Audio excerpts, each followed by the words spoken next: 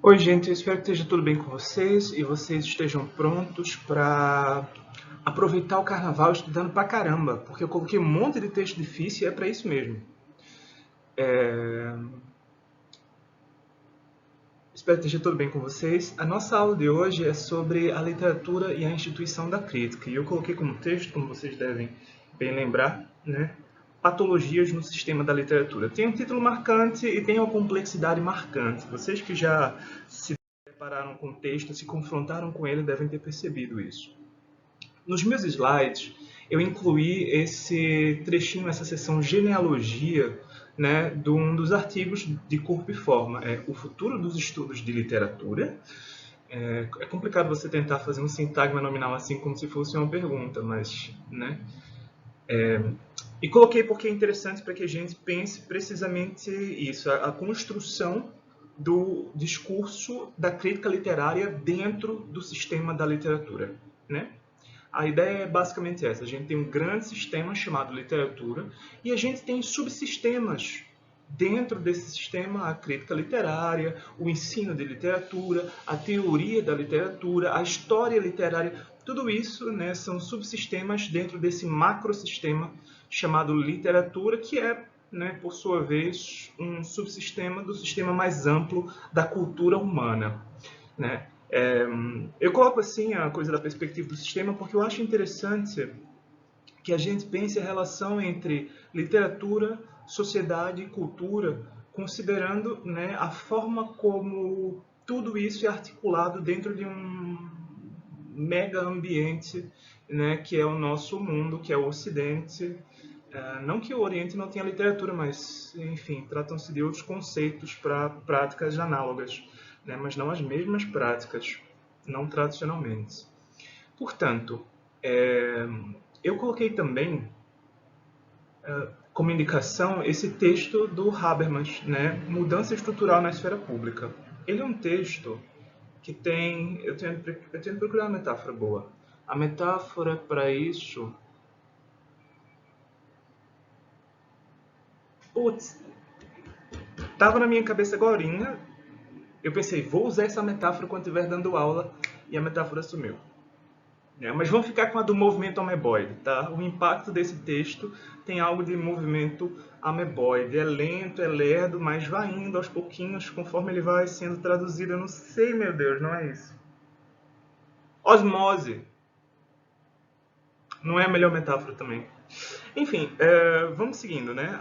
Eu coloquei esse texto do Habermas porque ele tem uma pegada muito mais histórica do que o texto do Gumbrast, né? No texto do Habermas, a gente vê a sociedade formando pequenos grupos, né, de literatura e como esses grupos de literatura, de escrita e leitura de textos literários, né, eles fazem parte do desenvolvimento da inteligência burguesa.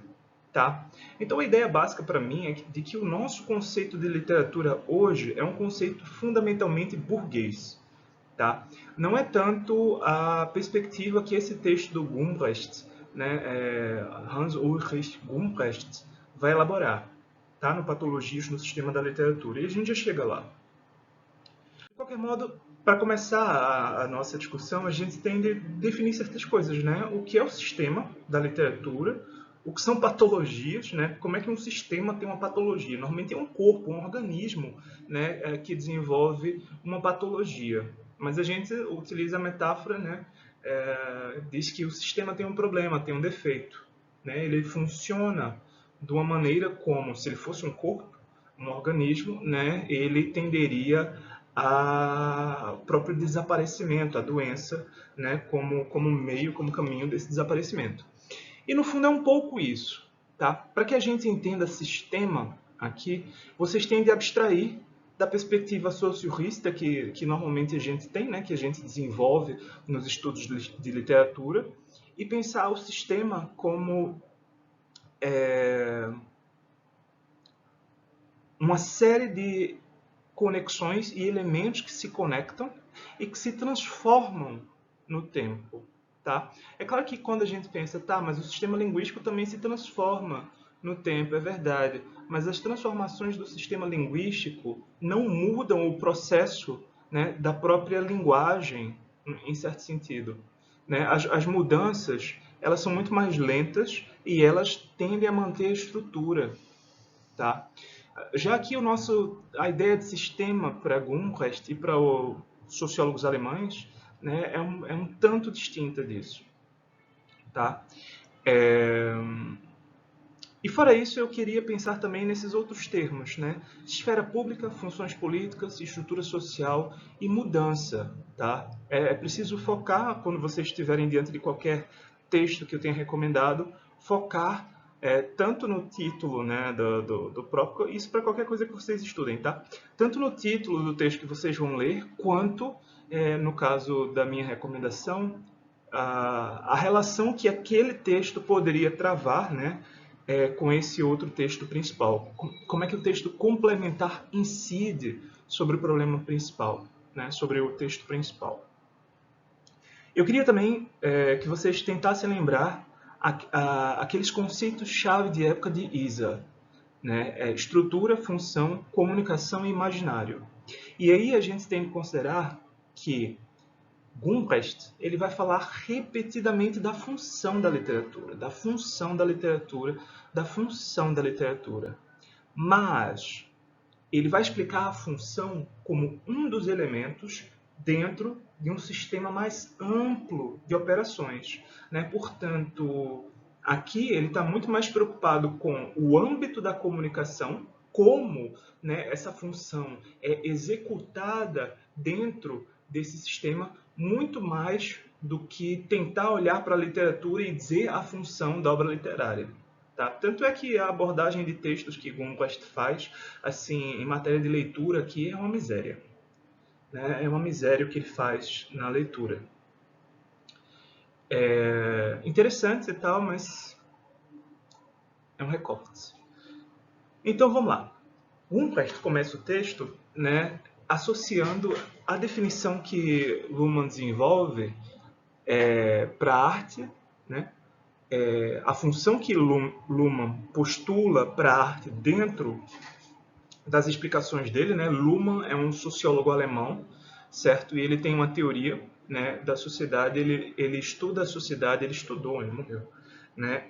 A sociedade como sistemas que se desenvolvem em conjunção uns com os outros e que se diferenciam internamente, tá?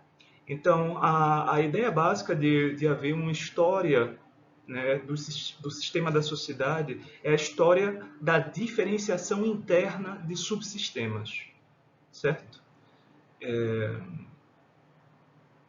Mas voltando, então ele vai traçar esse paralelo entre como Luhmann olha para o sistema da arte e como Isa olha para o sistema da arte, tá? Ele vai retomar o texto do Isa. Eu vou ler para vocês aqui, tá? Eu vou tentar fazer um pouco mais rápido do que das outras vezes, do que na outra aula, porque vocês queixaram do tempo, etc, etc. Então eu vou sobrevoar aqui. Isa diz: a literatura se envolve basicamente com o que é deixado de lado pelas formas estáveis do mundo institucionalizado. Ou seja, formas estáveis do mundo institucional. Que diabos é isso? Né? São as estruturas sociais. Tá? É tudo aquilo que regula a sobrevivência da espécie, a reprodução e sobrevivência da espécie e dos indivíduos que compõem a espécie. Né? Isso aí são instituições. Né? Tudo que é sério no mundo, né, adquire uma forma enrijecida. No entanto, a literatura, não sei se é porque essa é a forma de seriedade dela, né, ou é por não ser algo sério, pelo menos quando a gente confronta a função da literatura em relação à função da ciência, do conhecimento técnico, ou a função da literatura com o papel que a religião, não sei se hoje tem, para muita gente tem, mas que já teve, né, na organização social, o sistema jurídico, enfim, essas são as formas estáveis. E quando a gente olha para a literatura, é bem diferente de tudo isso. Né? Ela não é pesada, ela não é grave, ela não impõe sanções a gente. Todas as outras impõem sanções, tá? O conceito de família impõe sanção, a religião impõe sanções, a lei é basicamente um sistema de sanções, né? Portanto, a literatura não tem sanções. E aí ele diz que basicamente a literatura se envolve com isso, com o que é deixado de lado, né? Portanto, o que é excluído desse programa de organização do mundo. Luhmann, por sua vez, né, segundo Gumbrecht, diria que a função da arte é opor a realidade, né? A realidade, não a realidade real, como se houvesse, né, uma certeza absoluta do mundo, porque não é assim que Luhmann e os sociólogos tendem a discutir, inclusive, a organização, aliás, o mundo, mas não é essa realidade nesse sentido, né, é a realidade estruturada, né, socialmente. Portanto, opor a realidade reconhecível, outra versão da mesma realidade, enquanto, aí vem a palavra-chave, produção da contingência. Aí você diz, puta merda, produção da contingência. O que diabos é produção da contingência? Eu tenho de verificar isso no original, eu não tive acesso a ele, realmente não encontrei o texto, né? Mas me parece, se bem que eu procurei errado, sendo honesto, eu não procurei no texto do Luhmann, fui procurar em outros textos do Gumbrecht. Produção, né, é trazer à frente. Uma das palavras para produção é, em alemão, hervorstellen. Né? Stellen é colocar e hervor é trazer para cá. Portanto, trazer para frente, certo? Em latim é a mesma coisa. Tução, duzir, conduzir, induzir, deduzir, seduzir, tudo isso é guiar, orientar, tá? Então esse sufixo dução, né, quer dizer levar, um duto, né, algo que leva uma substância, um material de um ponto ao outro. E pro, ou seja, adiante, à frente, trazer à frente, colocar em primeiro plano o quê? Tá? Então, a função da arte é opor essa realidade, colocando em primeiro plano uma versão da mesma realidade. Agora, como é que a gente caracteriza essa uma versão da realidade? Ela é contingente, certo? Ela é contingente. Ela não tem o caráter de necessidade, né? E isso todo mundo percebe, né? Isso aqui é uma das definições básicas de literatura. Eu acho que Collingwood, eu não sei se é Collingwood ou se é Coleridge ou Wordsworth, se calhar é o Collingwood. Ele diz, ele fala na suspensão voluntária da descrença, né? A descrença, porque a descrença é o estatuto normal do texto literário. A gente olha para um texto literário e a gente não acredita. Mas para que a gente entre no texto, a gente tem de compactuar, fazer o jogo, tá? Então, esse estatuto ambíguo ao mesmo tempo, eu não acredito nisso, mas eu preciso fingir que acredito. Isso tem um caráter de contingência. Todas as outras formas estáveis, né, da sociedade, é, a lei, a religião, a escola, a ciência, enfim, todos os discursos e instituições, eles cobram uma adesão necessária. Quando eu entro no sistema, eu sou obrigado a participar dele. Já a literatura se coloca numa relação de contingente, de algo que não é necessário, certo? De algo que não impõe esse vínculo, né? Também dá para pensar que essa contingência ela é parte da própria representação da literatura. Né? Eu sei que na literatura muita coisa impossível e absurda acontece que não tem nada a ver com o mundo real, ou que eu imagino que seja, né, a realidade familiar, o mundo real que eu reconheço. Né? Eu sei que está ali na literatura. E a função dela é isso. Isso é uma definição bem básica de literatura. Tá? No contexto, e entre os pensadores alemães dos anos 60 ainda, tá? 60, 70, um deles diz, ainda nos anos 50 esse pensador, um deles diz que a função atual da arte, a função atual dela, é introduzir o caos na ordem. Né? Isso é Adorno. A ideia básica é a seguinte: o mundo se organiza de tal modo que ele serve para reproduzir o sistema de opressão. Né? O que são as instituições do mundo, senão uma forma de organizar sistematicamente a injustiça e a desigualdade social? Né? Todas as instituições servem para isso, para regular a vida quando ela se tornou quase impossível de viver, pelo menos para uma parte da população. E a arte se incumbiria de introduzir o caos aí, justamente para que a gente fosse capaz de problematizar a nossa relação com o mundo, né? De qualquer modo, essa é uma boa definição, tá, de literatura. O que é que a literatura faz? Representa uma outra realidade que não impõe o caráter de necessidade que a minha outra relação, ou a minha relação, ou as minhas outras relações com o mundo têm. Ok, gente? Definição funcional da literatura aqui, de Luhmann, Isa e a que Gumbast vai tentar desenvolver. Gumbast no começo vai desenvolver essa pequena reflexão sobre, a crítica gosta de falar da necessidade social, mas que necessidade social é essa? Né? Que necessidade social é essa? Ele se pergunta, será que hoje a gente tem essa necessidade social da literatura? Né? Eu gosto da pergunta, porque ela obriga a gente a se situar no mundo a cada vez, né? A gente tem que saber que o campo dos estudos literários ele não é fixo, não se trata de estar aqui transmitindo simplesmente o que foi legado para a gente, né? Isso é precisamente uma das coisas disfuncionais no ensino de literatura, se o ensino de literatura se resumisse a isso, né? A gente tem de negociar o tempo todo o nosso papel na sociedade, né? Ele diz isso, é muito interessante, para que a gente fixe, tá? O conceito tradicional que fundamentou a institucionalização da disciplina perdeu validade.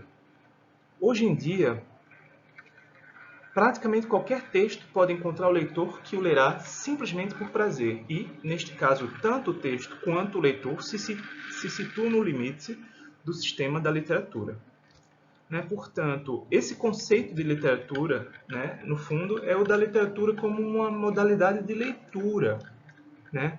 Se eu pego uma bula de remédio e leio por prazer, eu estou ali no limite do sistema da literatura.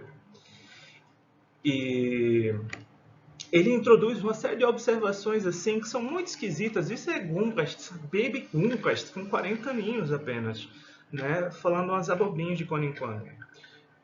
Mas, claro, toda essa perspectiva é importante para que a gente reflita sobre essas coisas. Né? Então, nossa definição aqui do literário como uma solução adotada na recepção de textos. Tá?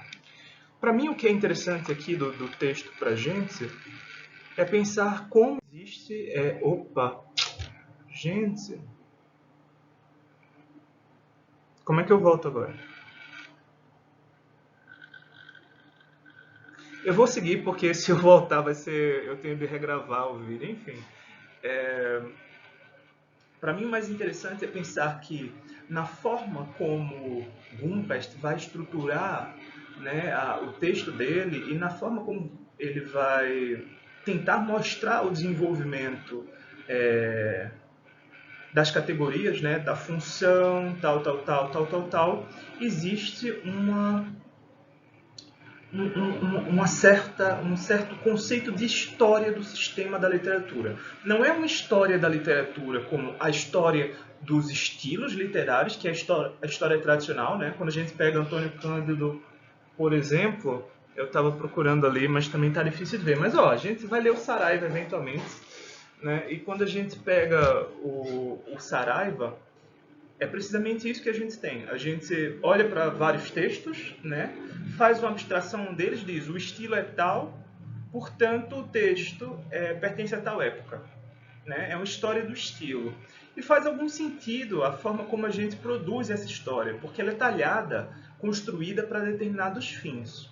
Tá? Mas a história que Gumbast está desenvolvendo aqui é uma história da instituição, que serve para que a gente pense não como os textos circularam, tá? Mas o que a gente está fazendo dentro dessa instituição. Ele divide em 4 ou 5 períodos. Eu acabei de perder o slide, né? Eu vou tentar recuperar aqui muito rapidamente. Deixa eu ver. Sim, são 5 períodos, né, que ele vai dividir. O primeiro período seria do século XI a XII, é quando surge essa função literatura. O segundo período seria dos séculos XII a XVI, em que o manuscrito e o impresso modificam, né, a forma como essa função é executada, né? Do século XVI a XVII, ele vai introduzir aqui critérios que vão modificar a nossa relação com os textos.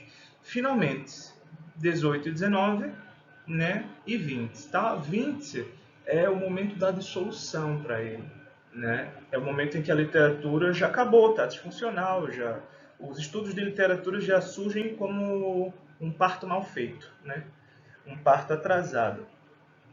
De qualquer modo, essa é a esquematização básica, tá, dele. Ele vai adotar outras, vai mencionar outras coisas que são interessantes. Eu coloquei aqui umas pontadas na crítica, né? Eu acho interessante focar isso aqui, ó. Ele faz uma crítica do desejo, né, que a crítica literária, a história literária e que os estudos literários têm por meta-historicidade. Né? O que é meta-historicidade? Meta é o que transpõe, o que atravessa, ultrapassa.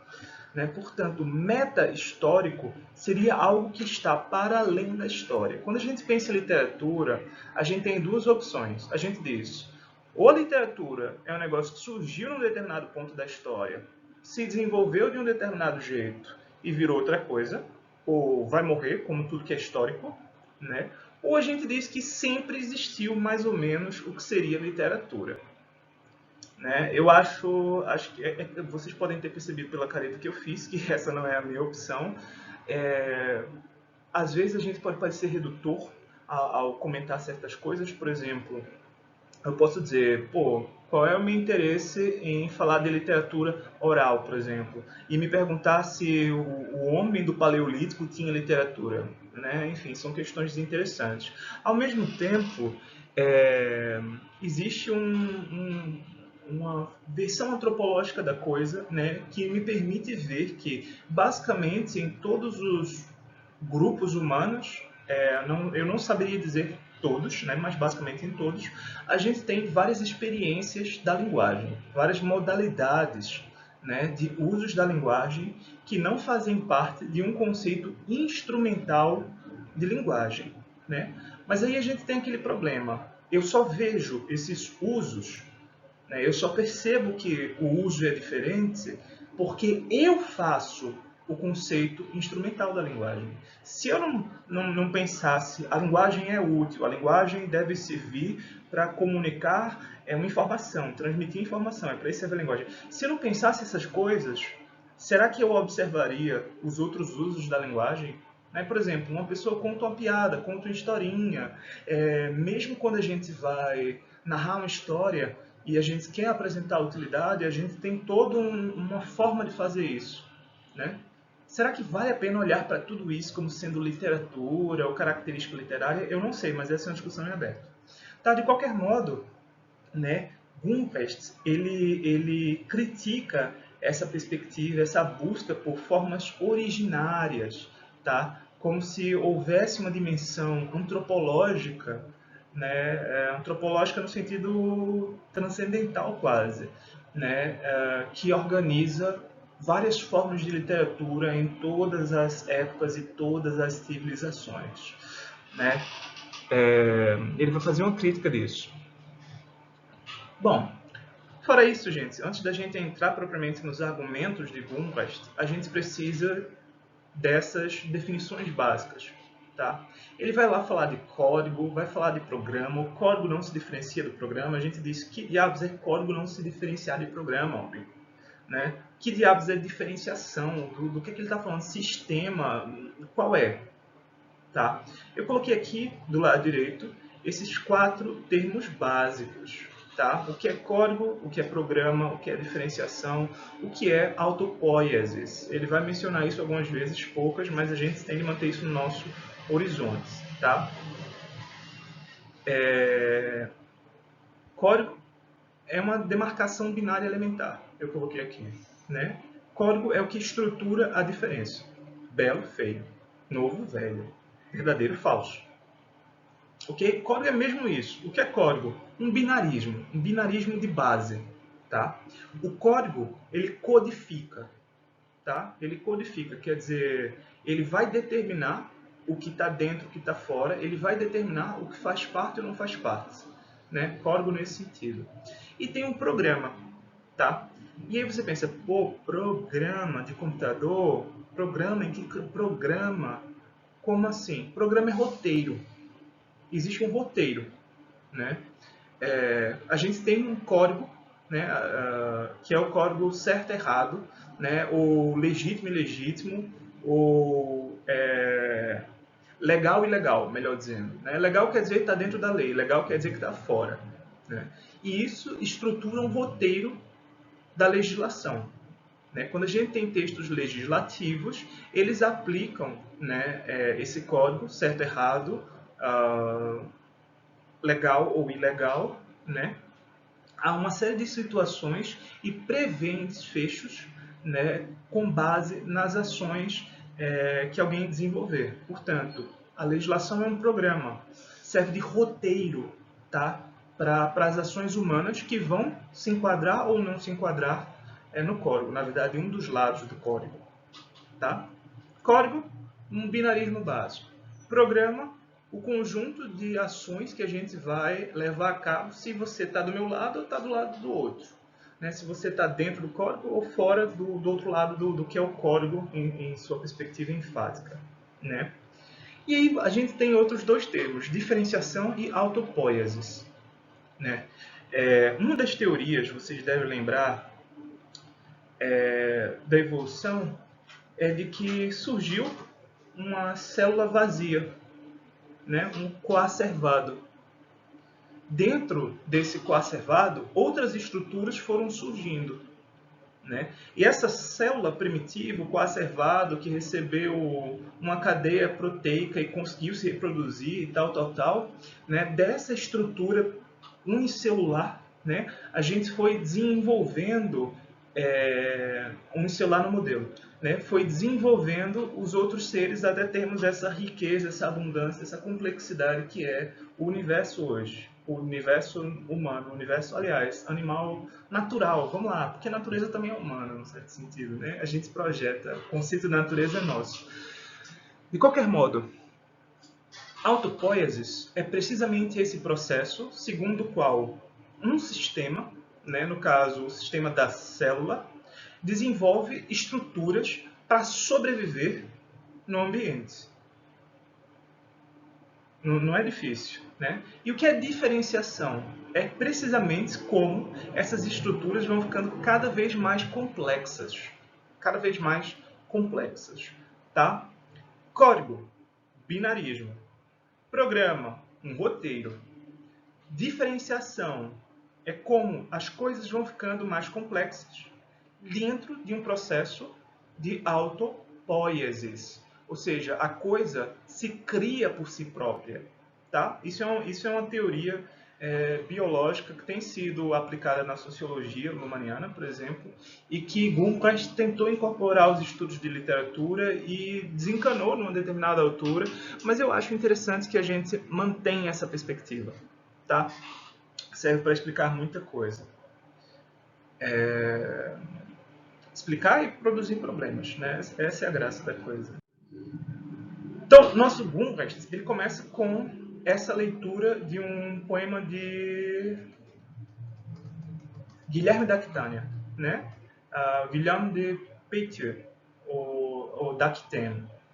Né? É muito interessante esse poema, eu coloquei um link para vocês, eu vou colocar um link, eu coloquei o link para vocês, quando vocês estiverem vendo o vídeo eu já vou ter colocado o link. Né? É muito interessante esse poema e ele vai fazer uma leitura, né, desse texto. Né?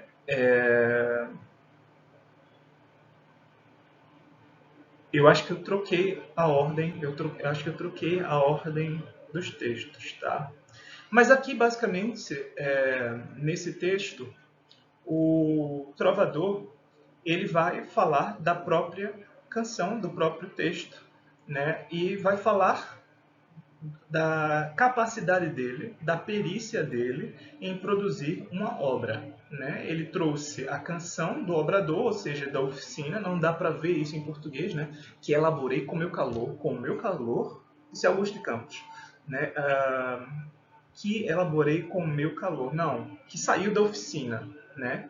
Neste mistério, eu levo a flor. De fato, mistério quer dizer trabalho. Quando a gente diz é mistério, a gente está dizendo algo é necessário, tá?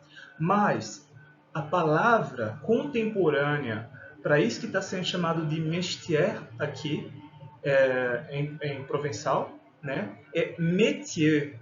Em francês, métier em arte, né? E em crítica de arte a gente ainda fala de métier, né? Métier é a técnica do trabalho, tá? Portanto, não é mistério no sentido de algo é mistério ou de trabalho em geral, mas da técnica. Ele está falando da perícia técnica. Mesmo essa expressão aqui, bona color, né, é uma expressão que vem da retórica. A cor, a coloração, né, é a última camada do texto e é aquela que identifica o texto a algum registro retórico. Okay? E aí, ele vai fazer essa aproximação, né, da construção do poema com ele vai associar a qualidade do poema à própria estruturação, tá? Quando ele diz assim, ó, irei prová-lo assim que for dado o remate, né? Aqui está dizendo em provençal, e a prova será dada pelo poema, o quanto ele é enlaçado, fechado, o quanto ele é cozido. Tá? A prova de que o poema é bom é o fato dele estar bem construídozinho, bem feitinho. Tá? E no texto ele vai fazer essa aproximação entre a própria poesia e o jogo. E não qualquer jogo, mas o jogo de amor. Né? As convenções para amor cortês. Vamos vai continuar essa discussão e explicar um pouquinho para a gente. Né? O amor cortês é uma moral que surge, ou melhor dizendo, é um processo cultural, é um sistema, é um... Como é que eu posso chamar? É um sistema, é um conjunto de regras, é um sistema que ocorre paralelamente ao matrimônio. Né? No século XII, XIII, a gente vê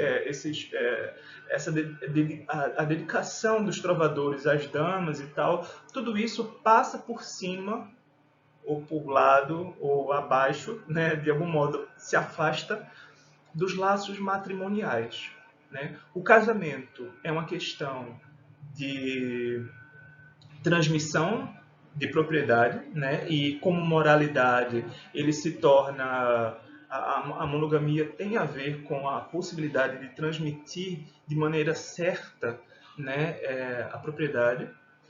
E já o amor cortês ele foge disso, tá? Mas aí ele se estabelece como um jogo, porque você pode ser, o homem pode cortejar a dona, né? Tudo isso é feito no maior segredo do mundo, mas a consumação do amor cortês é pecaminosa, certo? É errada, porque não faz parte, né? Não tem um reconhecimento institucional, não é uma forma estável, por assim dizer. Né? Gumbast vai fazer essas aproximações. Depois ele vai fazer uma aproximação com um poema que é muito, muito curiosinho. Né? Esse Farai um verso de Drainien. Né? Aqui diz, fiz um poema sobre nada. Não é fiz, é farei mesmo. Certo? Farei um poema. Esse poema se estrutura logo no começo com uma série de negações. E essa negação, o Gumbast vai focar, né? Ele está tentando situar sempre ou negar a posição do poema entre dois mundos. Né? Não é de mim, né? Não, e aqui o Augusto de Campos traduziu não é de amor, não é de mim, nem da outra gente, nem de outras pessoas, sobre outras pessoas. Aí finalmente, né, não é de amor nem de jovem, não é de amor nem de juventude. Tá? Não é uma cantiga de amor, nem uma celebração da juventude. traduziu como ao encontrá-lo, né? Mas ni den den ao quer dizer nem de nenhuma outra coisa. Nenhuma outra coisa, tá? E aí, de fato, o resto está muito próximo, né? Ia dormindo pela estrada no meu cavalo, né? Quando ele foi encontrado, né? O poema foi Trobat, foi encontrado, trovado, né? Enquanto ele dormia sobre um cavalo. Aí você diz, puta merda. Ele vai fazer um poema de Dreinien. Drei você pode pensar aqui em direito, na verdade é razão, sentido, tá? Eu vou fazer um poema sem sentido. Não é sobre mim, não é sobre outras pessoas, não é sobre amor, como todo mundo fala, não é sobre a juventude, como as pessoas também falam, não é sobre nada. Né? Que na verdade eu encontrei esse poema enquanto eu dormia no meu cavalo. Você diz, puta merda, né? Aí fica essa galera, vou escrever o poeminha de namorada. Não, porque eu amo muito e ela não me quer. Ah, eu tô tão triste. Não, cara, o legal é você sonhar o seu poema no seu cavalo, né? É basicamente sobre isso aqui. E o que Gumbast vai focar é precisamente como essa ideia do poema, né, ela se opõe ao domínio da igreja sobre a escrita. Você diz, pô, mas o que é que tem a ver um poema sobre nada escrito sobre um cavalo, domínio da igreja, tal, tal, tal? Pensem assim, quando esse camarada sentou para escrever, as pessoas já faziam esses poemas. Só que esses poemas eles eram cantados no geral. Talvez até tenham escrito antes dele e a gente perdeu, tá? Mas o fato é, ele ficou registrado como o primeiro cara a sentar e escrever, né? Esses poemas. Eles eram cantados, eram transmitidos, tem várias tradições, né? Mas o que era escrita no século XI? Quem escrevia?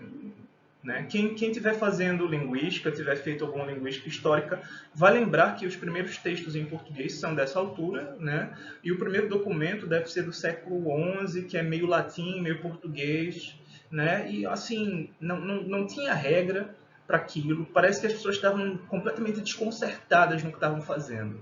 Eles não tinham elaboração sequer sintática que a gente tem hoje. Hoje a gente fala uma coisa muito mais chique, muito mais complexa do que esses caras podem sonhar, né? Mas quem detinha o poder, tá, é que controlava a escrita. E a igreja, ela resumia as duas funções. A igreja era tanto um poder temporal político, era uma instituição jurídica, né, quanto era um poder espiritual, moral, né, era uma instituição celestial, angélica, né, não sei como é que a gente chama, espiritual, né? Portanto, a escrita era dominada e balizada por essas duas funções, uma função política e uma função espiritual, tá? Quando um camarada senta e diz, vou escrever, a gente quer que essa escrita ela seja útil em qualquer um desses dois sentidos. E esse cara está dizendo, acho que não, cara, acho que é útil quando a gente fala de amor, porque o amor transmite conceitos, né? Vocês devem saber que esses poemas de amor, eles eram elaborados visando a produção, esse trazer à frente desses conceitos de amor que nobilitariam, né, as pessoas. Nem é de amor, né? Nem de juventude. Esses poemas de juventude são reflexões desse contexto, tá? Sobre a natureza do tempo, sobre o papel da juventude, fruição, como é bom aproveitar a vida, mas tem de ser feito, né, dentro de cercadinho e tal. Certo? Ele está dizendo, meu poema não é sobre nada disso. Não é sobre nada disso. Na verdade, o poema eu achei quando eu estava, né, sobre um cavalo. Aí você diz, pô, achou o poema quando estava sobre o cavalo? Trovar, tal. Vocês devem ter tido já uma introdução sobre isso, né? Trovar, né, é descobrir, achar, encontrar. Daí, em francês, a gente ainda tem trouver, né? Então, é achar. Né? Por quê? Porque os textos tinham essa dinâmica de movência, né, social. Eles iam sendo transmitidos pelas pessoas que iam memorizando, cantando e tal, e eventualmente havia variações nisso, algumas pessoas variavam mais, queriam inovar, pronto. Isso era achar um texto, trovar um texto, não é escrever, compor, criar o poema, não, ele achou. Tá? Então a culpa não é dele também, ele achou o poema no cavalo. Né? E aí o texto vai se estruturar como um conjunto, né, de negações aqui, em que ele vai também, como no texto anterior, né, ocupar um domínio que não pertence aos fins práticos, tá? A esses fins práticos. Portanto, a função da literatura, nascida aqui, era produzir esse universo distanciado, né, dos fins práticos, da realidade, da necessidade, ou melhor dizendo, da necessidade das instituições que constroem o mundo. Tá? Daí o que Gumbart diz aqui, né? O que temos identificado nas histórias literárias como função da literatura se destaca por volta de 1100, no conjunto de textos cujo surgimento parece relacionado a gestos de distanciamento das normas cotidianas. Foquem nisso. Tá? Eu coloquei essa música também para vocês. Né? Mas aí Gumbart ele vai dizer esse afastamento, né, das condições iniciais ele servia dentro de um contexto, tá? Portanto, eu sei que se eu tocar essa música aqui, se eu cantar esse poema, se eu cantar essa canção, vai executar a função que está ali, porque eu conheço o contexto, eu sei quem vai se sentir afetado, né? Eu sei qual é a graça da piada, né?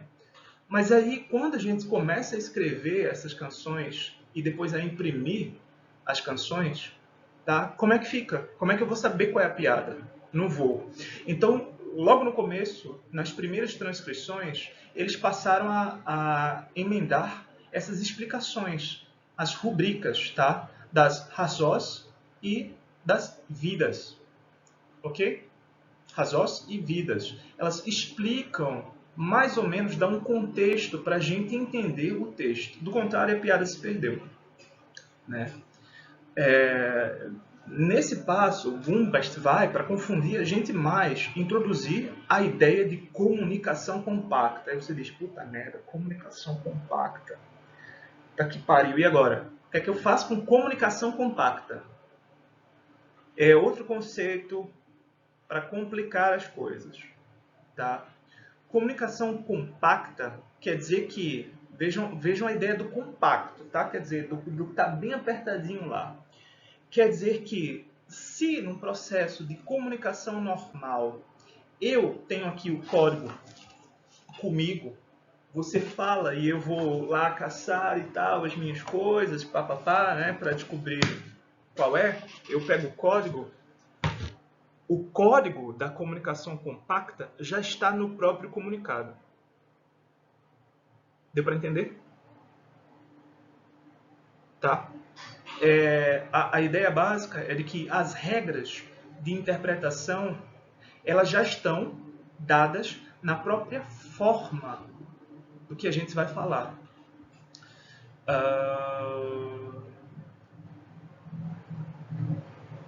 A doutrina mais próxima que a gente tem para sugerir isso, né, é a doutrina da função poética de Jacobson. Né? A função poética de Jacobson significa a estruturação da mensagem. Vocês lembram disso? As funções da linguagem? Função referencial, função fática, função apelativa, emotiva, né, metalinguística e finalmente, ou deve ter uma outra, nem lembro mais, mas eu acho que é finalmente a função poética. A função poética é aquela conforme a qual a mensagem se estrutura procurando dar foco, né, tendo como tônica a própria estruturação da mensagem. Né? Enquanto eu digo, eu posso dizer, eu sinto dores de amor. Isso é a função expressiva. Né? Eu também posso dizer, amor é fogo que arde sem se ver. Aí você diz, pô, amor é fogo que arde sem se ver é complicado, né? Amor é uma coisa complicada, mais fácil, né? Função referencial, todo mundo entendeu. Agora, amor é fogo que arde sem se ver. A gente fica, putz, é um fogo, ele queima, tá? Eu entendi. Isso é uma metáfora, né? Sem se ver. Aqui a gente já tem uma aproximação aí.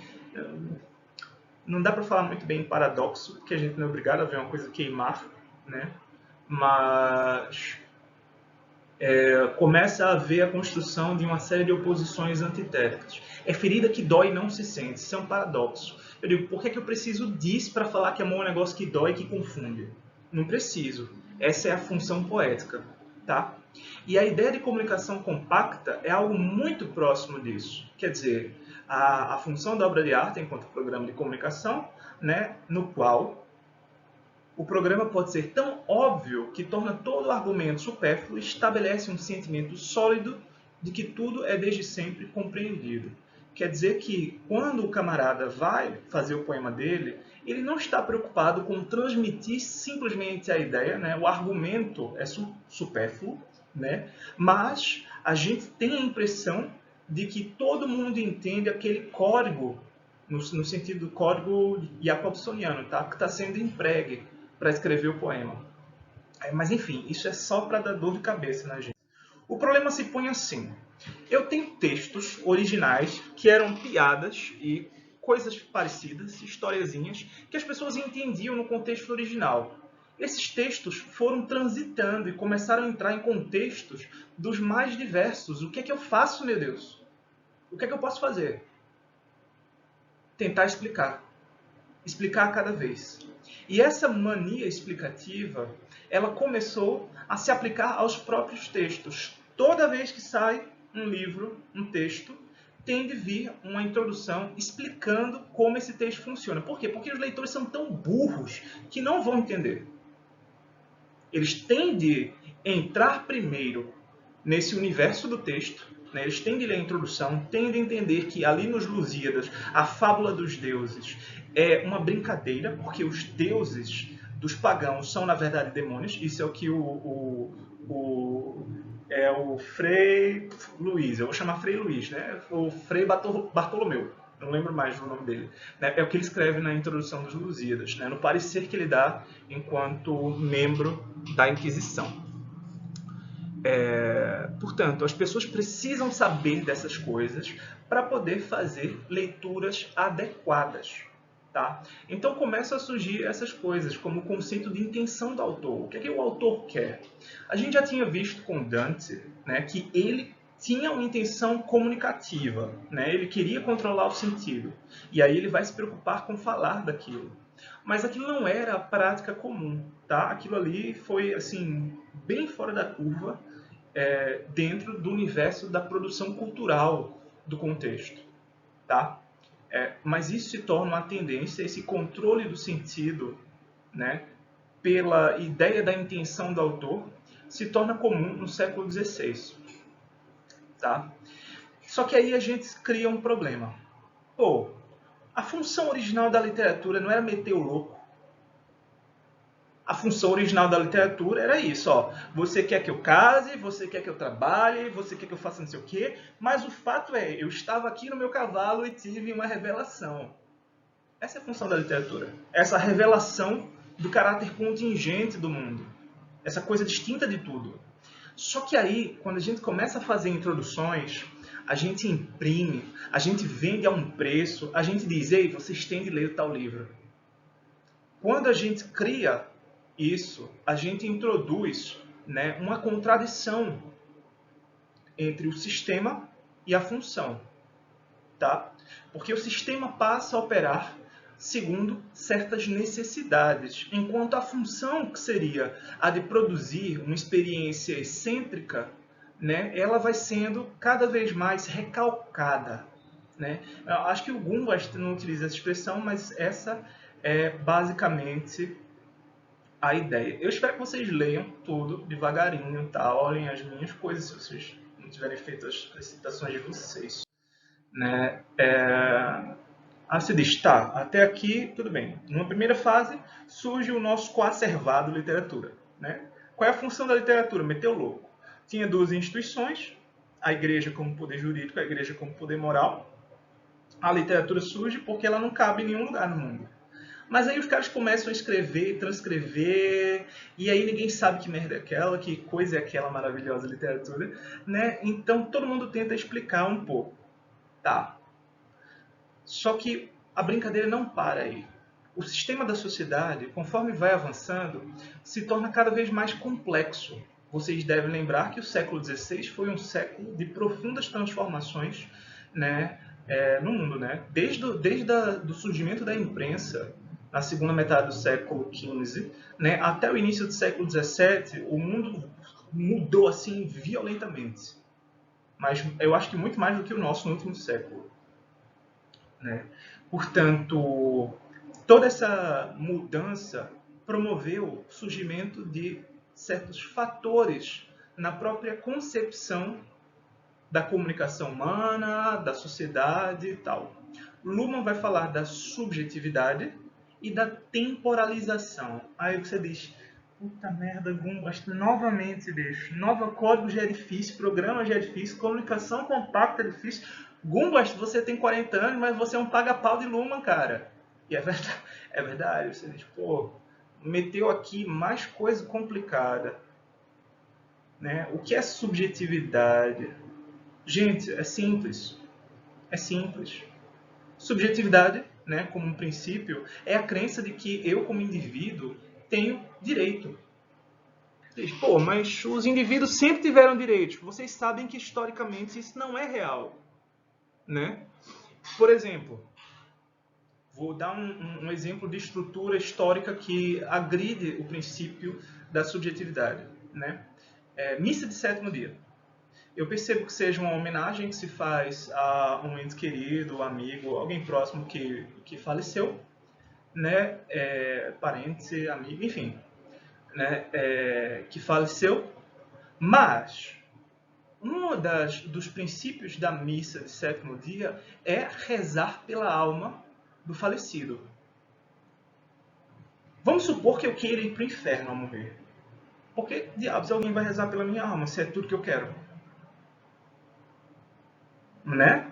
Portanto, isso é o tipo de estrutura social, né, que ficou dentro de um quadro, de um comportamento, de um uso, de um hábito institucional que não pertence ao nosso conceito de indivíduo hoje. Né? O indivíduo não existia como pessoa, né, que a gente acredita, que a gente subscreve hoje. Tá? Isso é subjetividade. As pessoas não tinham direito por si próprias naquela época. Elas tinham de fazer o que todo mundo estava fazendo. Tá? Se elas eram diferentinhas, se ferravam. Essa é a ideia. Até hoje um pouco, mas aí hoje a gente tem um fetiche de ser diferente. Olha que descolado, olha que diferente. Olha natureba, não sei o quê. Né? Portanto, certo? Isso se introduziu na cultura humana no final do século XVI.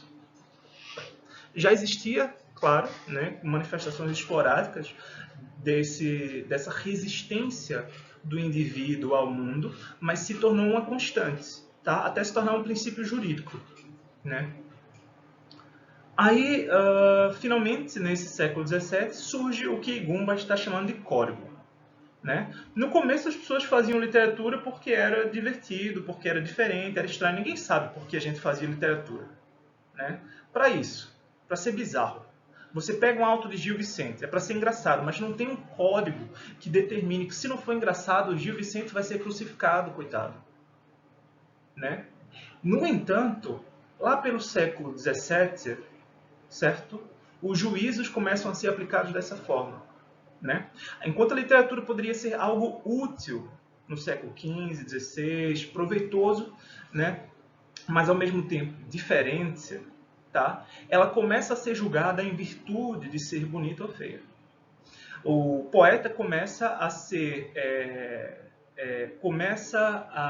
preocupar muito mais com o reconhecimento do gênio e tal, né, dele como sujeito, do que a preocupação, né, ele começa a se preocupar mais, desculpem, com ele como sujeito do que com satisfazer, né, simplesmente algumas expectativas. Tá? Você diz, tá, mas quer dizer que os caras escreviam antes e só escreviam porque queriam satisfazer as expectativas dos outros. É. Tá? Mesmo quando, em alguns casos, os poetas vão falar lá daquela dor que sente, do papel, como eles estão sozinhos, como não sei o que tal, no século XVI, pô, tudo isso era para ser lido em convívio com os outros. Entendem? Então são dores, são representações que fazem parte da cultura, mas que sempre se estabelecem dentro desses quadros comunicacionais. Tá? O cara não sentava lá e escrevia o negócio do fundo do coração dele, não. Ok? Era sempre a negociação, né, entre o que as outras pessoas estavam escrevendo e o que ele podia também escrever a partir da experiência dele. Como hoje. Só que hoje a gente tem esse discurso, né, do camaradinho adolescente que vai lá e eu sofro tanto, ela não me quis, tal, ela é tão linda. Eu estava ouvindo outro dia, eu peguei uma playlist de rock dos anos 80, 90 e pensei, puta merda, que vergonha, bicho, que coisa horrível, que horrível, rock brasileiro dessa época. É claro que a gente tinha algumas boas bandas, mas assim, o grosso do que era mais popular é muito trash, é muito trash, é muito trash. Sei lá, sertanejinho, é um sertanejinho safado, que até o sertanejinho acaba sendo mais, convencendo mais a gente, né? Mas enfim, ocorre essa mudança, tá? Nesses critérios para as práticas literárias, ok? Ele vai jogar outros dois conceitos, excesso de poetologia, excesso de literatura. Se vocês quiserem focar nisso, podem focar. Que o interessante de você pensar excesso de literatura, tá? É que durante um certo tempo a literatura existia e funcionava. Eu acabei passando aqui sem querer, desculpa, era para ter ficado no outro. Tá, Matheus, a literatura existia e funcionava. O que é que você quer dizer com isso? Quer dizer que a gente não estava preocupado em ler os caras lá do século XVI para entender o mundo. Quer dizer que os caras do século XVI não estavam lendo os caras do século XV. Os caras do século XV não estavam lendo os caras do século XIV. Os do século XIV não estavam lendo do 13, 13 do 12, 12 do 11. As pessoas não estavam fazendo isso. Tá? É claro que era importante ter cabedal cultural para se inscrever dentro desses quadros de convívio, mas todo o passado era digerido e praticamente apagado, certo? Nesses usos literários. Então você pode ter, por exemplo, vamos pegar aqui essa dinâmica da imitação de poemas, né? A gente tem essa coisa do criar hoje. Criar é um grande critério. Você inventou a parada. A não ser que você seja de vanguarda, aí você já subscreveu ali o programa do gênio não original, né? O cara que não cria mais, enfim. Mas a gente tem esse conceito do criador de arte, né? E os caras do século XVI não, cara.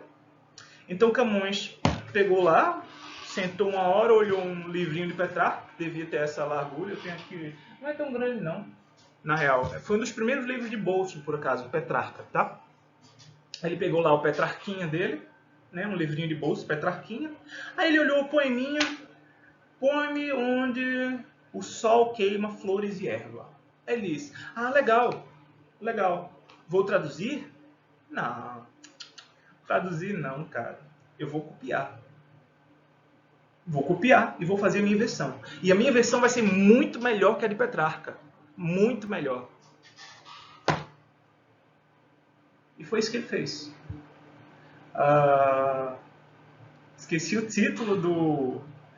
lembrei, o título do soneto é Quem quiser ver de amor uma excelência. Quem quiser ver de amor uma excelência.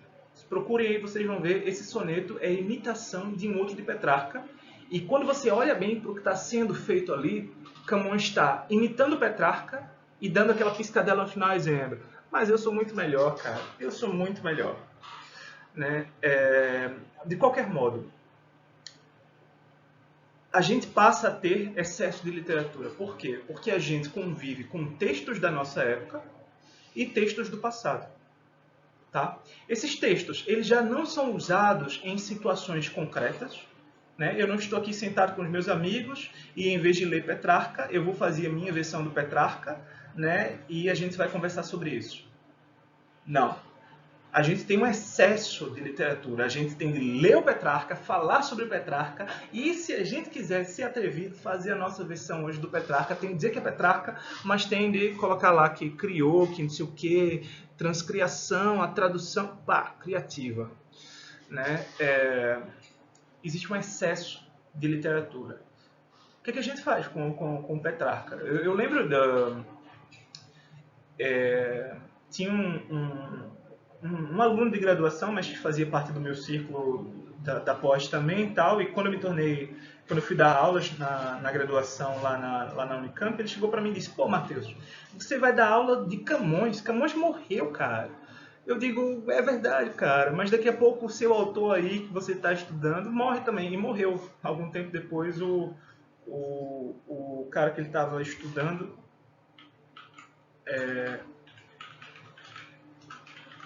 morreu.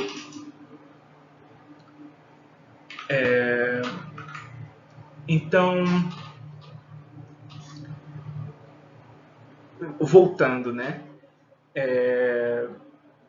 A gente convive com o excesso de poetologia, ou seja, todo mundo querendo dizer como a literatura deve ser feita, deve ser lida, tal, tal, tal, e um excesso de literatura, né? A gente precisa de tudo isso. A gente usa Camões para quê? Né? A pergunta que a gente faz também quando a gente sai da escola: tá, mas isso de coacervados, né, você vai usar para quê? Eu, por exemplo, usei para dar uma explicação aqui, eu nem lembro muito bem do assunto, mas tentei, né, para alguma coisa. Depois a gente tem a segunda lei da termodinâmica, a gente diz: bom, isso é legal, a gente aprende a gelar cerveja com isso, né, mas e o resto? A gente também faz essa pergunta em relação à literatura: o que diabos a gente faz com tudo isso? Né? É uma pergunta que Gumbrand está se colocando aqui. O que a gente faz com o ensino de literatura? E outros se põem também de outras formas aí completamente distintas da de Gumbrand, né? O que a gente faz com tudo isso? Da literatura até o século XII. Que é isso? Sabe? De qualquer modo, avançando o nosso capítulo aqui, né, em Gumbrand, a gente tem o século XVIII e XIX e a atualidade. Né? A reflexão que Gumbrand faz sobre o século XVIII e XIX é a seguinte. Veja esse processo. Vamos recapitular. Literatura surge como a função de produzir uma outra realidade distinta daquela que é a norma. Massa. Ela vai sendo transmitida. As pessoas têm de saber mais ou menos o que está rolando para poder entender e continuar avançando o negócio. Massa. Mas depois vem a imprensa. E a imprensa precisa domesticar muito mais os textos. Né? Porque uma coisa, sou eu aqui, ó, que faço a minha copiazinha e tal, passo para você, você faz a sua copiazinha e passa para um amigo. Então, né, é assim que a coisa vai funcionando aos pouquinhos. Quase por osmose os textos circulam. Né? Na imprensa, não. Ela começa a ser larga. Né? Uma tiragem de 2.000 exemplares, por exemplo. Diz: 2.000 não é muita coisa. Bom, proporcionalmente é, cara. Um texto, a gente guarda aqui em casa, ou na casa de vocês, ou em qualquer lugar, na biblioteca, enfim. A gente guarda aqui e eu mesmo vou ler umas 3 vezes um livro desse, no máximo, se muito. Eu vou fotocopiar e tal, né? Mas um livro impresso antigamente, ele deveria ser lido dezenas de vezes, né? Para, enfim, devia ficar disponível para as pessoas que convivem com o nobre que tem o livro. O livro é caríssimo. Então a imprensa precisa domesticar. Quando a imprensa tenta fazer isso, existe essa proliferação de discursos. Ninguém sabe mais o que está acontecendo. Né? As pessoas perdem a noção. Tudo fica muito complexo. No século XIX, as pessoas tentam reunir isso num sistema. Tá? Século XIX é a época em que a própria literatura acabou sendo encarregada de dar conta da complexidade do mundo. Né? Vocês devem lembrar, um dos temas do romantismo é o tema da reconciliação. né, da possibilidade de criação desse universo ideal em que tudo funciona bem, todo mundo está bem um com o outro. É a época em que a ideia de república e de democracia se geram, se fortalecem, tá? É a ideia de nação que surge aqui, ok? Porque existe essa ideia de que o mundo está fragmentado, de que as coisas não estão funcionando porque elas estão complexas demais e a gente precisa encontrar uma solução. Resgatar o nosso nexo, tá? A natureza com a cultura e produzir esse universo novo. Isso serve para uma série de conceitos no século XIX, né? O conceito de clássico, é o conceito que Gumbast vai utilizar, serve para isso. Clássico é um negócio que é eterno, apesar de ter surgido num determinado instante do tempo, né? O próprio código belo que se usa para classificar um poema, uma obra de arte, a obra é bela ou é feia. Se ela é feia, ela não importa. Se ela é bela, ela tem o direito tem o seu lugar ao sol, né? Esse próprio conceito acaba sendo relativizado. O que uma época acha bela, né, acaba se tornando clássico por alguma razão, né, e as outras épocas lidam com aquele programa lá de beleza da outra época. Tá? E aí, Gumbast vai falar também do momento contemporâneo, né? A literatura tem vivido uma crise, Gumbast diz, que chega a ameaçar a sobrevivência do sistema literário, né? E aqui tudo bem, a gente já sabe que é literatura, mais ou menos o que é sistema a gente já sabe, né? Pois perdeu a exclusividade no tocante à função de fornecer outras versões da realidade. É verdade isso? Quem precisa de literatura quando você tem Netflix, cara? Eu não sei o quanto eu convivo com as pessoas, mas... Aliás, o quanto vocês convivem com algumas pessoas... Não, é melhor deixar esse exemplo. É melhor deixar esse exemplo para lá. Mas o fato é, as pessoas têm mais experiências de intoxicação que são marcantes para elas do que experiências literárias. Né? De repente tem gente que prefere encher a cara a ler um livro. E é claro que o melhor dos dois mundos é você juntar a sua intoxicação, né, dentro dos limites daquilo que é legal e moderado e tal, com a leitura literária, né, para acender os pensamentos até. Mas as nossas experiências da literatura, elas parecem ser um pouco pobres diante do que são outras experiências, como a intoxicação, um show de rock, Netflix, né, em relação à produção da contingência. Gumbast acaba fazendo também uma observação no final sobre isso, que ele diz que o único pessoal que ainda se importa, né, com a literatura, com a literatura, a cultura, a arte, é simplesmente a gente, os que estudam. E mesmo assim, os que estudam literatura, eles não estão ligados ao uso contemporâneo, né? Aquilo que eu falei do cara que foi e fez a versão própria do Petrarca. Não. A gente só se importa se a gente achou no museu. E eu mesmo gosto do meu autor bem passado, mas bem passado. De qualquer modo, existe um problema, como West diz, que afeta os estudos literários hoje, que é a gente não elabora novos códigos que permitam reestruturar as relações com as obras, tá? E a gente, no fundo, melhor dizendo, a gente não consegue diferenciar os códigos dos programas, dos roteiros. Né? Aí você diz, tá, que diabos é isso? Vamos voltar. Né? Código belo, feio. Okay? Código básico. E roteiros, né, para determinar o que é belo e feio. Tá? Roteiros. Protocolos. Mas, hoje, com cada ser humano advogando liberdade criativa e relatividade do juízo, as obras, os artistas se preocupam muito mais com dar o conceito, desenvolver o código da própria obra, do que simplesmente escrever. Você diz, mais ou menos, né? Tá, então vamos para um exemplo. Quando J.K. Rowling escreve Harry Potter, ela sabe que ela vai encontrar um público determinado que já está à espera daquilo. né? É um esquema narrativo manjado, é uma técnica narrativa manjada também, não tem complexidade linguística. Harry Potter é muito pobre da perspectiva da codificação da literatura, né? Você não julga Harry Potter em termos de belo ou feio. Você diz, esse é um bom poema. Você diz, esse é um bom romance, no mesmo sentido em que um poema é bom, né? Por quê? O conceito que a gente faz da alta literatura é precisamente esse em que não se diferencia o critério de juízo da própria obra. Certo? A obra, ela elabora o próprio critério.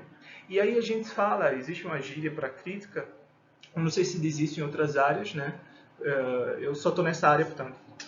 A gente diz que uma obra é conseguida. Quer dizer que ela tem uma determinada aspiração, ela tem um código, ela tem um projeto ali, tá? Ela tem uma determinação do que é válido ou inválido para ela própria, e ela cumpre ou não cumpre aquilo. Tá? Isso para alguns tem um problema. Por quê? Porque para você ler a obra, você tem que fazer uma teoria inteira do negócio. E o fato é, as pessoas vão ler Harry Potter, quando muito, né? Se vão ler alguma coisa, e vão ver Netflix, e vão para o show de rock, ou sertanejo, ou funk, ou enfim, né? Para o baile. Portanto, esse estado de coisas, para Gumbrecht, é a da paralisia e do esgotamento, do cansaço da literatura. Tá? Questionável, eu acho. Aqui eu trouxe como exemplo para vocês, né, o que eu estava falando da tentativa da unidade. Vejam só, existe uma coisa chamada conhecimento humano. Aqui está o entendimento, isso é da enciclopédia, tá? E aqui tem um entendimento. O entendimento se divide em três: memória, razão e imaginação. Aí a memória se refere à história. A história tem as subdivisões, né? Aí a razão, né, toda ela pertence ao reino da filosofia e tem outras subdivisões. E tudo isso aqui, ó, visa explicar todo o conhecimento, né, dos homens, como se tudo fosse um único processo, né? Como se tudo pudesse ser reunido, abarcado de uma vez só.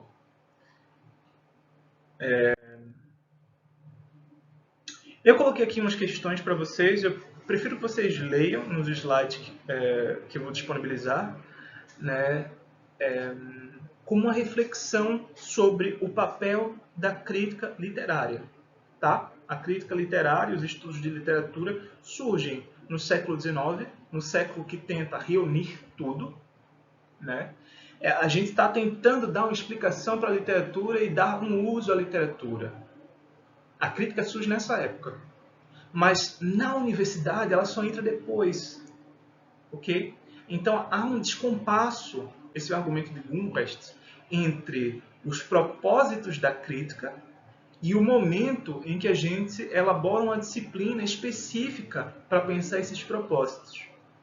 E Gumbrecht, no fundo, está dizendo: e vocês são todos idiotas porque vocês não conseguem se dar conta disso. Vocês não se dão conta de que a hora já passou. Já acabou, gente. Já morreu.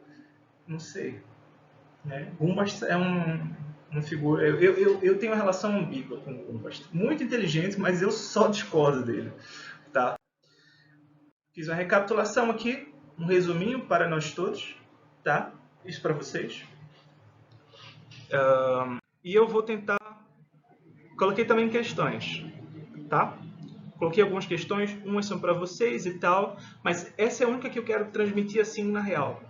Será que hoje é possível postular para a literatura uma única função, ou uma função primária, né, como sendo a de produzir versões alternativas da realidade? Isso é a única coisa que a literatura faz? Poderia fazer? Né? É claro que a gente tem de lembrar, né, versões alternativas da realidade, considerando o universo das normas.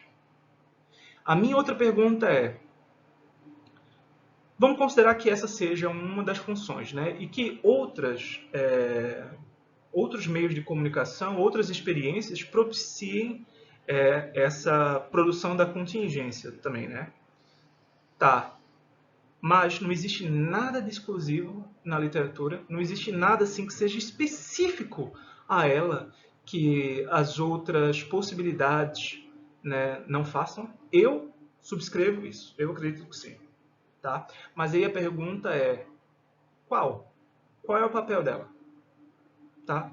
Se ela funciona como qualquer outra, se a função dela é uma só, qual é a diferença no como ela funciona?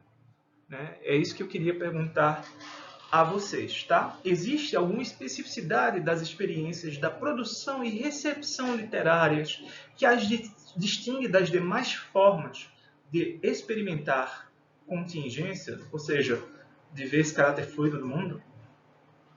Okay? Eu tentei construir também, né, aqui um exemplozinho. A aula acabou para quem quiser acabar, tá? Quem quiser ouvir, pode ouvir mais um pouquinho. Esse é um exemplo do processo de rubricação. Tá? A gente tem aqui um texto do Cancioneiro Geral de Garcia de Rezende e a gente tem aqui um texto de Camões. Eu vou ler. Aliás, eu espero que vocês leiam isso. Não, eu vou ler o primeiro, tá? Quem pode tanto perder que mais perdido não seja quem vos viu e se deseja livre do vosso poder. Isso aqui é um jogo conceitual, né? Todo o poema se trata disso, né? Quem é que pode perder alguma coisa, né? Se o que ele mais deseja é estar livre do poder que você exerce. Ele quer se perder porque ele já foi perdido para você. Deu para entender? Mas isso tem uma rubrica. Tem uma explicação cantiga a uma mulher que lhe disse que não curasse de a servir, que perderia muito nisso. Então imagine a situação. O poeta diz, eu quero me colocar aqui a serviço, né, de você, porque eu estou apaixonado e tal. E ela diz, não faça isso não, você só vai perder seu tempo, menino. Você só vai perder seu tempo. Aí o cara, pegou o conceito e disse, bom, mas eu já perdi. Quem poderia perder mais se tudo o que eu quero é já não pertencer? Né? Ao mesmo tempo, justamente porque eu quero pertencer. Se fosse, uau, que coisa! E depois a gente tem esse poema de Camões. Sois uma dama de grão merecer, de grande merecimento. Das feias do mundo sois bem apartada, de toda má fama andais alongada, isso é longínqua, né? Sois cabo profundo do bem parecer. Cabo é a ponta, né? O bem parecer, você é o extremo do bem parecer. A vossa figura bem claro mostrais, não é para ver em vós fealdade. Em vosso poder não há aí maldade. Não há formosura que não precedais, ou seja, ela está antes de qualquer beleza. Né?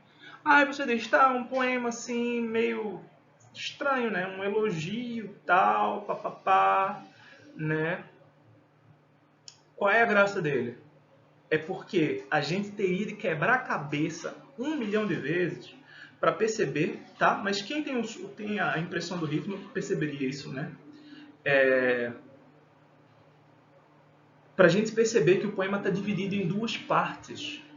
Não assim, não na vertical, mas na horizontal. Sois uma dama. 5 sílabas. De grão merecer. 5 sílabas. Das feias do mundo, 5 sílabas. Sois bem apartada, 5 sílabas. Você diz 5 mais 5 é 10, pô. 10 é um decassílabo. Só que o decassílabo ele tem tônicas, né? Na sexta e na décima, ou na quarta, oitava e na décima. Se você não saca a sonoridade, o negócio, você não vai perceber muito bem. Né? Mas aí a gente tem a nossa rubrica para ajudar.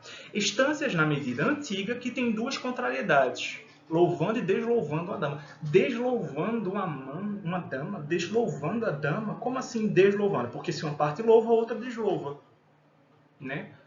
Sois uma dama das feias do mundo. De toda má fama, sois cabo profundo. Você é o extremo da má fama. A vossa figura não é para ver. Em vosso poder não há formosura. Não há nada belo aí. Né? De grão merecer sois bem apartada. Andais alongada, longínqua do bem parecer. Bem claro mostrais em vós fealdade. Não há aí maldade que não precedais. Não existe nada pior. Né? Não existe nenhum mal, uma maldade em que ela não venha antes, em que ela não seja precedente. Percebe então? A rubrica ela serve como um parâmetro para o entendimento, né, em um contexto em que a gente já perdeu o conhecimento específico, particular dos textos. Tá? A gente precisa da rubrica para transmiti-los, da mesma forma como a gente precisa dos prefácios para explicar o conjunto de uma obra. Né? Eu coloquei aqui também um outro texto super difícil. Tá? Quem quiser pausar o vídeo agora para dar uma lida nele, ele está em portunhol, isso não é espanhol, isso não é português. Tá? E ele põe um conceito. Ele é um mistériozinho. Eu fiz uma leitura um pouco mais longa no outro dia, para outro vídeo. Tá? Iris parlero, abril organizado, ou organizado, né? Enfim, ramalhete de plumas com sentido, com pensamento. Ibla é uma mariposa, uma borboleta com fala, irracional florido, primaveras com pés, jardim alado. A pergunta é, o que é o que é? O que é uma íris, né? Esse efeito luminoso com fala? Esse abril, que é o mês da primavera, né? No norte, organizado. Que diabos é isso? Né? Quando em el aire libre enamorado, quando no ar livre apaixonado, barbaramente falavas. Hoje, polido, isso quer dizer educado, preso te vejo, e em vão, divertido, entretido, né? Com o tema de nunca estar calado. Portanto, você estava aí falando solto pelo ar, barbaramente, hoje você consegue falar as palavras, né? Estando aqui preso e ocupado de falar o tempo todo. É um papagaio. O conceito aqui é do papagaio, tá? A gente ia quebrar a nossa cabeça com isso. Eventualmente a gente ia descobrir o papagaio, né? Mas os textos acompanhavam a explicação. Esse texto a gente acha no manuscrito ou no impresso já, tá? Que vem com a explicação, a anedota, né? De como surgiu o tal do papagaio que o poeta usou para fazer um poema satirizando, ironizando as relações da corte. Ele olha para o papagaio e diz, bom, esse papagaio é como o homem da corte. O homem que vive na corte, ele podia estar livre aí fora, voando, todo feliz, todo contente, mas ele está aqui, do lado do rei, do lado do príncipe, lambendo botas. Ok? Nosso textinho aqui. Enfim, quanto mais complexo, quanto mais afastado do conjunto de expectativas do que é a comunicação normal, mesmo que seja a comunicação dessa coisa contingente, mais a gente precisa de explicações. E finalmente eu coloquei uma exemplificação de como o sistema se estrutura. Né? Existe um sistema social, existe o sistema fisiológico do corpo. Tá? O corpo se relaciona ao sistema social pela mente. Você diz, tá, mas não é só pela mente, né? Tem instituições. Tem a moral, que regula a mente, que regula os desejos e o comportamento, são corporais, né? E tem o poder jurídico, um exemplo naquela época era a igreja, né? Que exerce controle sobre o corpo. Eu não posso sair aí na rua, meter o louco de qualquer jeito, né? Andar nu porque me deu na telha, eu vou ser preso, né? Eu tenho esse respeito pelos meus pelos membros da minha espécie, além de tudo. Né? E aí, no meio dessa relação de moral, poder jurídico, sistema fisiológico, a gente tem essas formas contingentes. Né? A gente vive um sistema de normas e essas normas precisam de compensações. Okay? E essas compensações elas adquirem muitas feições diversas. Tá? Uma das quais é a literatura.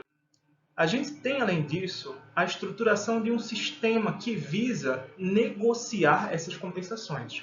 Os prefácios, a crítica literária, a teoria da literatura, o ensino de literatura, tudo isso é uma forma de regular, né, a relação entre essas experiências, né, que são contingentes ou desfazem a ordem do mundo e a própria ordem do mundo.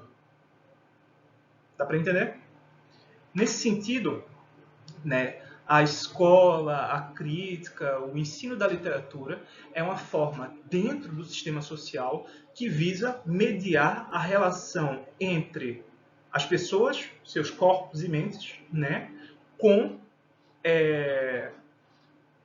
essa experiência da contingência da perspectiva da sociedade.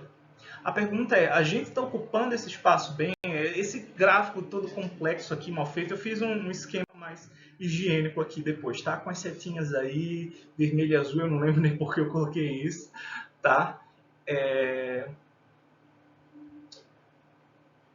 Não lembro porque eu coloquei vermelho e azul. Acho que tem algum sentido fazer isso aí, né? A gente tem esse estado aqui, moral, sistema jurídico, sistema psicológico, arte e a crítica, né? A crítica é a baliza, daí as setas, né? Do sistema moral e jurídico sobre a arte, enquanto a arte está ali operando tanto no nível psicológico como fisiológico. Né? Eu escuto a música porque ela me agrada a mente, mas também, né, esse agrado mental que a música me provoca me causa uma emoção, algo que tem uma natureza física, fisiológica. Tá, gente, eu tinha prometido que ia fazer mais curto, mas eu acho que fiz mais curto no que era essencial. E espero que vocês tirem o tempo para ler o texto do Gumbast, que vocês não se assustem com o texto do Gumbast e foquem aqui nos nossos slides, nos nossos diapositivos. Tá bem, gente? Muito obrigado pela atenção de vocês e até semana que vem. Bom carnaval, bom estudo!